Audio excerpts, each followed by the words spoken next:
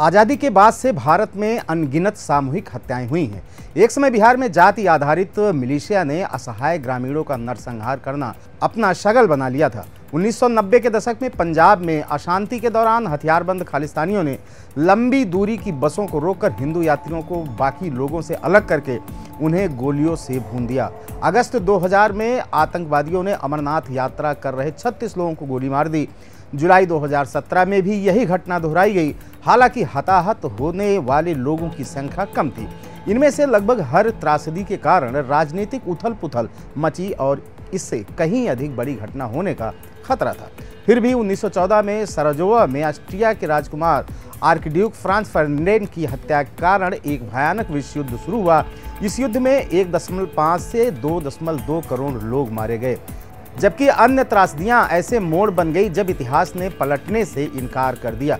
चूंकि दो परमाणु शक्तियों के बीच युद्ध की आशंका वैश्विक समुदाय को भयभीत कर रही है, इसलिए यह संभव है कि पहलगाम त्रासदी के बाद की स्थिति पूर्ण पैमाने पर युद्ध से पहले ही रुक जाए।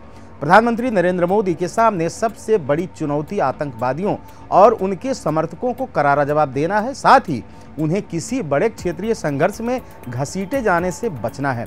इसके विपरीत पाकिस्तान की राष्ट्रीय उद्देश्य की भावना विकृत है। 1980 में अफगान युद्ध की शुरुआत हुई और 2001 में 9/11 के हमलों की तरह इसके रणनीतिकार शायद संघर्ष की वैश्विक सतर्कता का लाभ उठाने के तरीकों पर विचार कर रहे हैं ताकि कीमत वसूल की जा सके। उनकी योजना के अनुसार हमास की नकल करने वाला प्रतिरोध मोर्चा परिस्थितियों के आधार पर एक पुरस्कार संपत्ति और एक छोड़े जाने योग्य चिड़चिड़ाहट दोनों है। पाकिस्तान के विपरीत जहां जनमत एक खिलौना है और जहां अभिजात वर्ग ने दोहरी राष्ट्रीयता के साथ अपने दांव को सुरक्षित रखा है, लोकतांत्रिक जवाबदेही ने भारत में निर्णय लेने की प्रक्रिया को कम लचीला बना दिया है।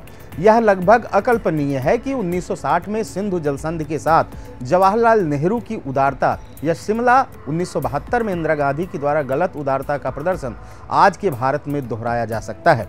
इसका कारण सिर्फ चुनावी राजनीति की उग्रता नहीं है, बल्कि भारतीय व्यक्तित्व में बदलाव है। पिछले दशक में कई महत्वपूर्ण बदलाव हुए जिनमें उन लोगों को हाशिए पर धकेल दिया गया है जिन्हें स्वामी विवेकानंद ने धैर्यवान और विनम्र हिंदू कहकर तिरस्कृत किया था, जो अधीनता के आदी हो गए थे। पहलगाम आतंकी हमले की कुछ खास बातें हैं जो समग्र भारतीय प्रतिक्रिया को आकार दे सकती हैं। सबसे पहले ये हत्याएं अंधाधुंध गोलीबारी का नतीजा नहीं थी, जैसा कि 2008 के मुंबई हमले के दौरान हुआ था। इनसे पहले अपमानजनक हरकतें और इस्लामी विजयवाद के दावे किए गए थे। पहले के समय में गैर मुस्लिमों को निशाना बनाए जाने की जानकारी मीडिया में शायद कम दिखाई जाती। 1990 में कश्मीर घाटी से हिंदुओं के जातीय संहार की भयावहता को पूरे देश को समझने में कई महीने लग गए। पहलगाम में जो कुछ हुआ उसका भयानक विवरण कुछ ही घंटों में पूरे देश में फैल गया।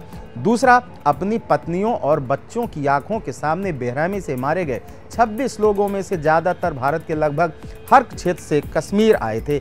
इसके अलावा वह सभी मध्यम वर्ग के थे और उनकी हत्या ने उन लोगों को बेचैन कर दिया जो या तो हाल ही में पर्यटक के तौर पर कश्मीर गए थे या ऐसा करने की योजना बना रहे थे। यह विचार कि यह मैं और मेरा परिवार हो सकता था पूरे मध्यम वर्ग में गूंज रहा है। न्याय और प्रतिशोध के लिए उनकी सामूहिक पुकार एक ऐसी ताकत है जिसे बीजेपी नज़रअंदाज नहीं कर सकती। यकीनन इनमें से कई दबाव 2008 के मुंबई हमले के प्रति भारत की प्रतिक्रिया को निर्धारित करने में भी काम कर रहे थे, जो 4 दिनों तक चला, जिसमें 175 लोग मारे गए। हालांकि 2 महत्वपूर्ण अंतर है। सबसे पहले मनमोहन सिंह सरकार ने एक क्रोधित राष्ट्र को न्याय प्रदान करने वाली वैश्विक कूटनीति की क्षमता में अत्यधिक निवेश किया। मोदी सरकार का प्रचलित ज्ञान यह कि पाकिस्तान द्वारा प्रायोजित कट्टर इस्लामवादियों का सामना केवल शिष्टाचार से नहीं किया जा सकता है। गाजा में आतंकियों के खिलाफ बेंजामिन नेतन्याहू की विनाशकारी नीति का मोदी सरकार के निर्णयकर्ताओं पर अघोषित प्रभाव देखा जाना चाहिए।